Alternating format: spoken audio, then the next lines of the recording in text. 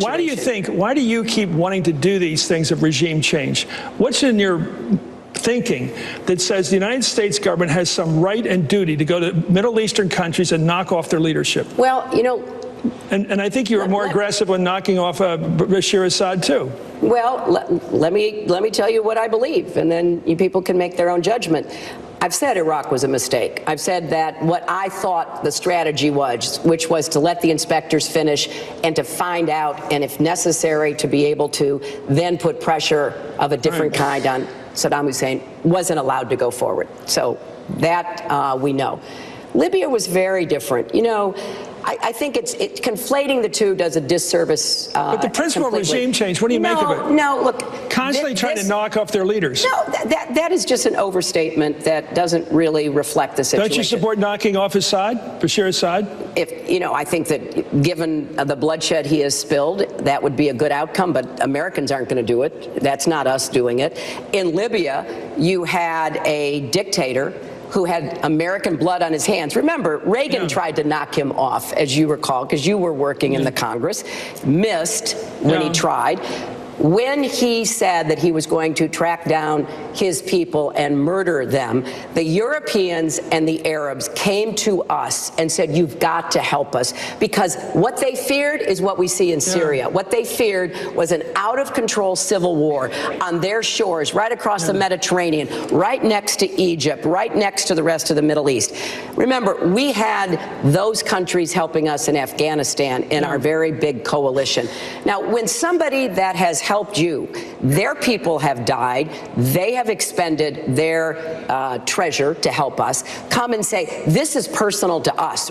We in Europe, we in the Middle East. Is the United States supposed to say, you know what, that's not our problem? You know, and they can say to us, yeah, Afghanistan wasn't our problem either. But that's not the way you work with allies and way you build coalitions.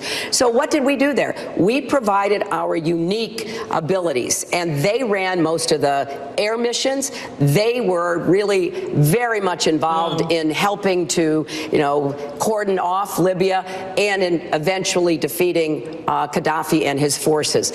Now, is Libya perfect? It isn't. But did they have 2 elections that were free and fair where they voted for moderates? Yes, they did. So, changing from a dictator who has hollowed out your country to something resembling a functioning state, and even hopefully more of a democratic one, doesn't happen overnight. And we've got to continue to support the Libyan people, to give them a chance, because otherwise you see what's happened in Syria with the consequences of millions of people flooding out of Syria, with more than 250,000 people killed, with terrorist groups like ISIS taking up almost a huge swath of territory, as big as some of the states in that area. So, yes, I mean, Libya was a different kind of calculation, and we didn't lose a single person. We didn't have a, problem in supporting our European and Arab allies in working with NATO, and now we've got to support the What do you Libyan think, people. quickly, of the whole history of the United States in your lifetime of knocking off leaders, whether it was Mossadegh in Iran, or it was Arbenz in Guatemala, or knocking off Allende in Chile, or knocking off Patrice Lumumba in the Congo, or knocking off Trujillo, or who else have I missed? I mean, we've been doing this for a long time. That's why I'm skeptical. But what is your view of all those assassinations, all those attempts to change the history of other countries? Should we be doing that kind of thing? Well, I don't think knocking off leaders. In the vast CM, we knocked him off. In the vast majority of cases, the answer is no. But there's always these historical games you can play. If somebody could have assassinated Hitler before he took over Germany, would that have been a good thing or not? You cannot paint with a broad brush. Individual situations, and most of the ones you named are ones that I think in retrospect did not have a very defensible kind of calculation behind them.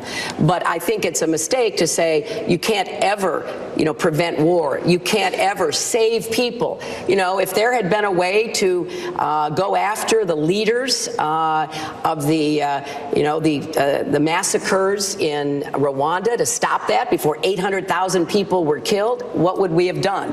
We do, as you know very well, target terrorists. We target them because we believe that they are plotting and planning against us, our friends, and our allies.